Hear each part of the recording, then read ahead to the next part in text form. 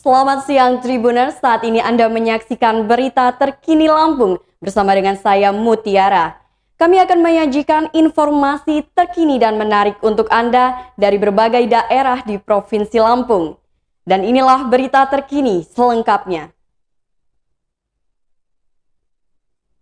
Berita pertama, tim softball putra sumbang emas pertama bagi Lampung di Pesta Olahraga Nasional ke-20 di Papua. Tim softball putra mempersembahkan emas pertama bagi Lampung dalam ajang Pekan Olahraga Nasional ke-20 Papua pada tahun 2021 ini. Lampung berhasil meraih medali emas setelah mengalahkan DKI Jakarta di babak final yang berlangsung pada Minggu 3 Oktober 2021. Pertandingan antara tim softball putra Lampung melawan DKI Jakarta telah digelar di lapangan softball Agung Kaviar Universitas Cendrawasih. Hasil pertandingan laga final hari ini, Lampung sukses menaklukkan DKI Jakarta dengan skor 7-3. Tim softball Lampung hanya memiliki satu catatan kekalahan saat melawan DKI Jakarta di babak penyisihan grup dengan skor 4-7. Kondisi berbalik, tim Lampung mampu membalaskan dendamnya pada Kamis 30 September 2021 dengan skor telak yakni 9-1. Meski menelan kekalahan dari Lampung, DKI Jakarta berhasil menambah keping medali perak dari cabang olahraga softball putra pada Pekan Olahraga Nasional ke-20 Papua 2021. Pada fase babak penyisihan grup, tim DKI Jakarta sejak awal menunjukkan kehebatannya dengan hanya memiliki 2 kali catatan kekalahan. Selain dari Lampung, DKI Jakarta dikalahkan Sulawesi Tenggara dengan skor tipis 5-6 di babak penyisihan grup. Untuk medali perunggu diraih oleh tuan rumah yakni Papua. Medali perunggu didapat tim softball putra Papua setelah ditaklukkan DKI Jakarta di laga semifinal yang berlangsung pada Jumat 1 Oktober 2021. Hasil pertandingan laga semifinal, DKI Jakarta sukses mengalahkan tuan rumah Papua dengan skor 5-3. Dengan kondisi tersebut, tuan rumah Papua harus puas di posisi ketiga dengan raihan medali perunggu.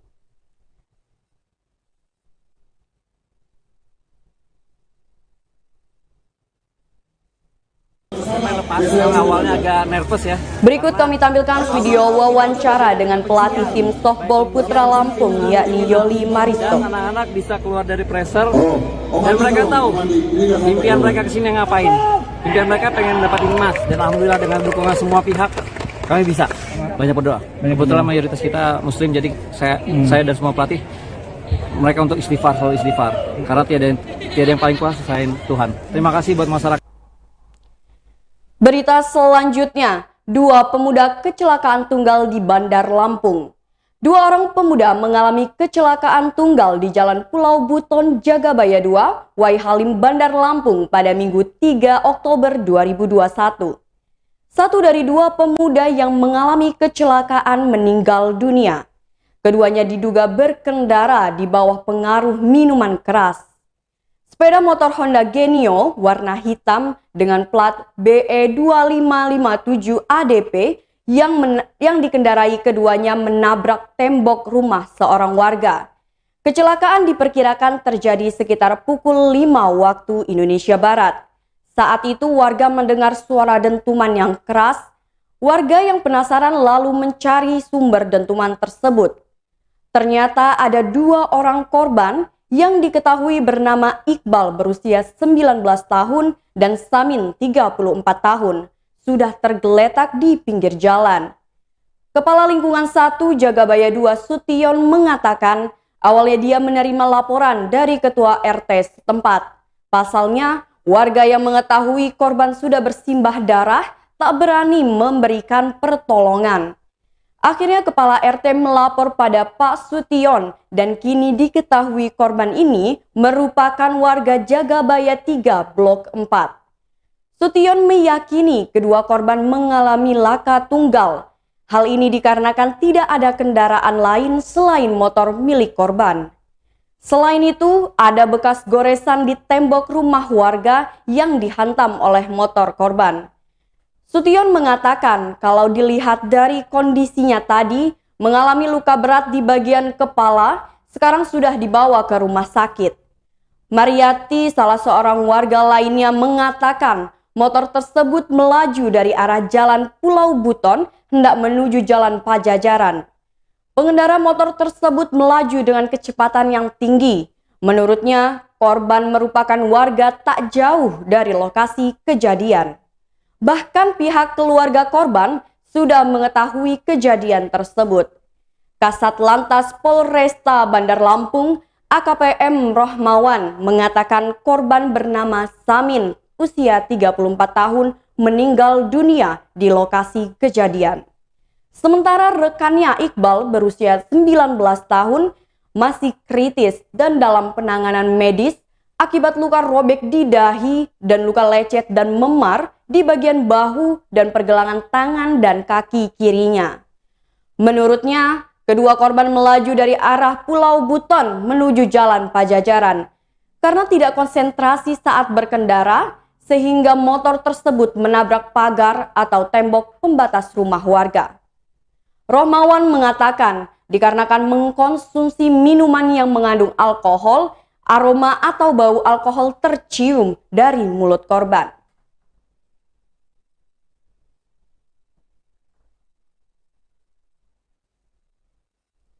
Berita selanjutnya, 154 desa di Lampung Selatan berpotensi alami bencana alam.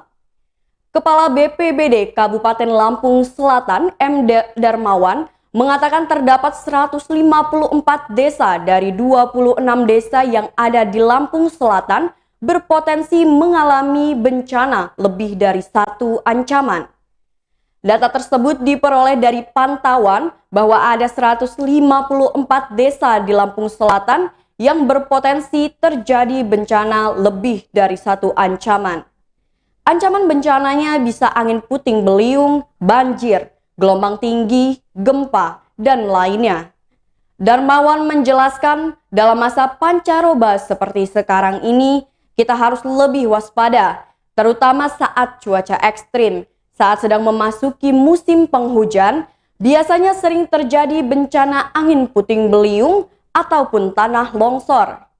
Darmawan mengimbau kepada masyarakat yang tinggal di daerah rawan bencana, seperti di daerah pesisir ataupun di dekat tebing, untuk lebih waspada menghadapi kondisi saat ini. Darmawan menjelaskan bahwa ia bersama anggota lainnya tidak pernah bosan untuk mengimbau ataupun memberikan peringatan kepada masyarakat yang tinggal di daerah rawan bencana untuk tetap waspada, melalui tindakannya dengan cara melakukan sosialisasi ke desa-desa dan melalui aparat setempat secara bertahap. Tim BPBD Kabupaten Lampung Selatan pun sudah menyiapkan semua keperluan yang dibutuhkan jika sewaktu-waktu terjadi bencana, yakni peralatan keselamatan, menyiagakan petugas piket, membentuk satgas komunikasi, dan tim reaksi cepat.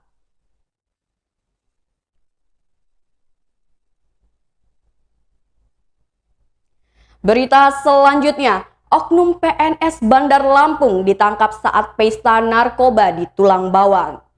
Setres Narkoba Polres Tulang Bawang mengamankan seorang oknum PNS berinisial JU berusia 42 tahun yang merupakan warga Jayabaya, Kota Bandar Lampung di sebuah kamar hotel di wilayah Tulang Bawang.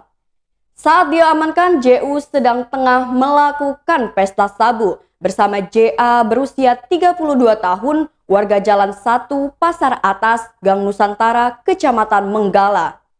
Keduanya diamankan di sebuah kamar di Hotel SB yang berada di Jalan Raya Gunung Sakti, Kelurahan Menggala Selatan, Kecamatan Menggala.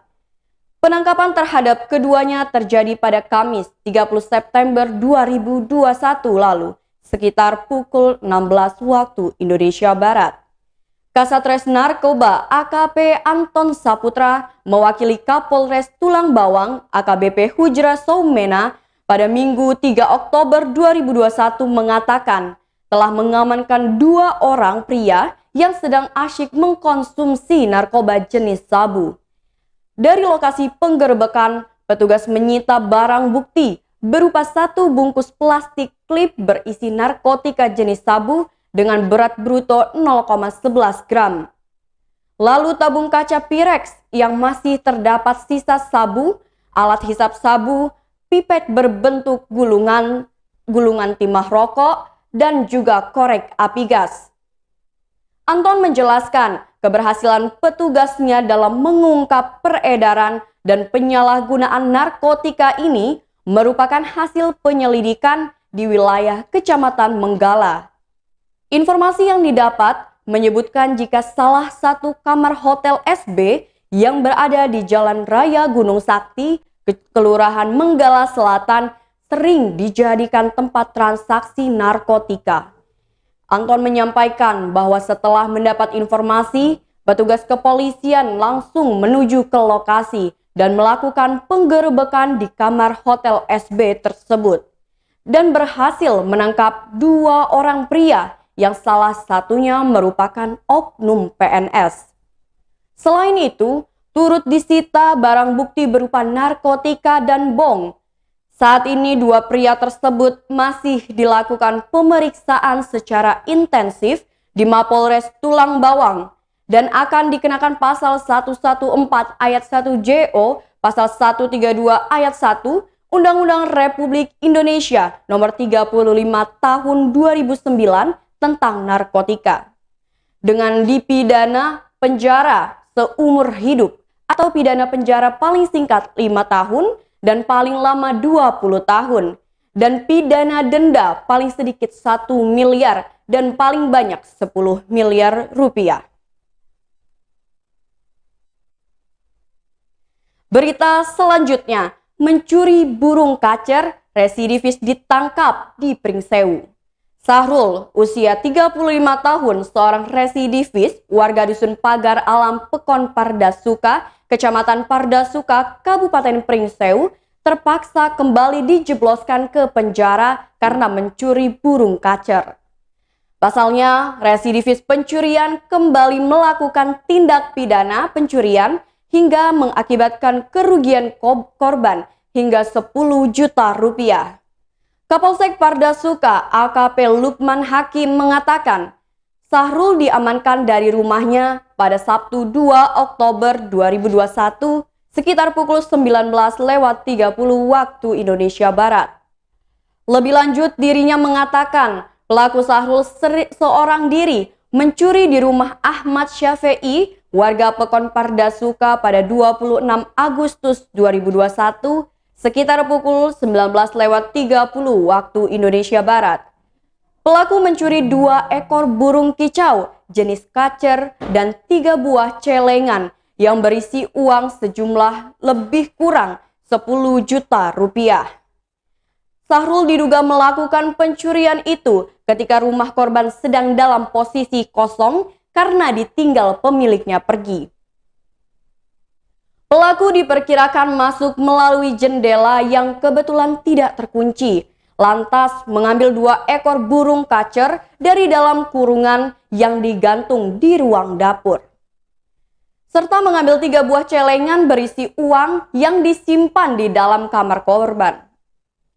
Korban sendiri mengetahui peristiwa pencurian tersebut sepulang dari main sekitar pukul 22 waktu Indonesia Barat. Kemudian korban melapor ke Polsek Pardasuka. Setelah menerima laporan pengaduan korban, polisi langsung menindaklanjuti dengan melakukan serangkaian upaya penyelidikan. Berdasar hasil penyelidikan petugas, mendapati bahwa pelakunya Sahrul. Polisi langsung mendatangi dan mengamankan pelaku di rumahnya. Setelah dilakukan interogasi, akhirnya pelaku mengakui dirinya yang telah melakukan pencurian di rumah korban Ahmad Syafi'i, tetangganya sendiri. Sementara itu barang bukti 2 ekor burung kacer didapatkan polisi di rumah di Kecamatan Waihilau, Kabupaten Pesawaran. Sedangkan dari 3 buah celengan di rumah korban, Sahrul hanya mengakui mengisi uang recehan sejumlah Rp320.000. Uang itu pun telah habis dipergunakan untuk membayar biaya perbaikan sepeda motor. Kini Sahrul yang bebas dari penjara pada 2015 silam harus kembali dijebloskan ke sel tahanan Polsek Pardasuka. Ia pun terancam pasal 36 KUHP tentang pencurian dengan ancaman hukuman 5 tahun penjara. Berita selanjutnya, seorang wanita pakai mukena berjalan kaki di Tol Bakter. Ditemukan seorang wanita lengkap dengan pakaian sholat atau mukena berjalan kaki di Jalan Tol Bakter jalur A kilometer 141-100 pada Senin 4 Oktober 2021 sekitar pukul 6:55 waktu Indonesia Barat. Wanita bermukena tersebut ditemukan Kasat Lantas Polres Mesuji Ibtu Khairul Bahri beserta jajarannya saat melintasi jalan tol dari arah Bandar Lampung menuju Mesuji. Khairul mengatakan dirinya melihat seorang wanita menggunakan mukena yang sedang berjalan kaki di badan jalan dan hampir tertabrak kendaraan yang melintas. Selanjutnya, kata Khairul, wanita itu diketahui tidak membawa identitas.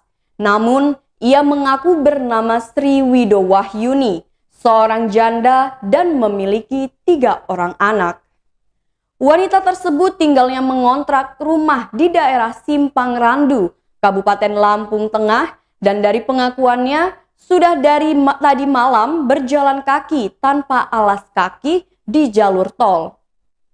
Lalu Khairul menjelaskan, sampai saat ini wanita tersebut berjalan kaki hingga sampai di Jalan Tol Bakter jalur A kilometer 141-100 tidak tahu arah dan tujuannya.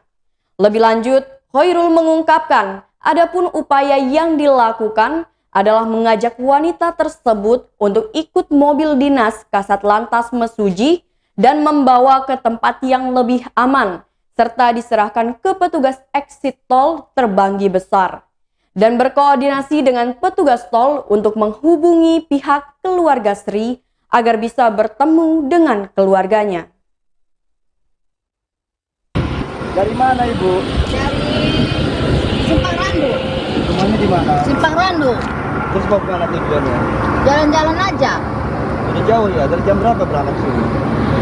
Entahlah dari semalam. Malam. Iya. Keluarganya di mana? Keluarganya di Lampung. Ada nomor teleponnya ada? Nggak ada, lupa. Yaudah ya, dikit aja. Ya. Nanti dikasih tahu sama kami nih pihak keluarga ya, dari Ibu pulang. Nah, kok Ibu bisa itu gimana itu? Kok bisa jalan kaki? Mau kemana arah tujuannya? Hah? Tujuannya kemana arah tujuannya? Entahlah, jalan-jalan aja. Oh gitu ya. Bahaya di tol, nanti malah tabrak. Baiklah Tribuners, itulah berita terkini Lampung bersama dengan saya Mutiara. Selamat pagi dan sampai jumpa.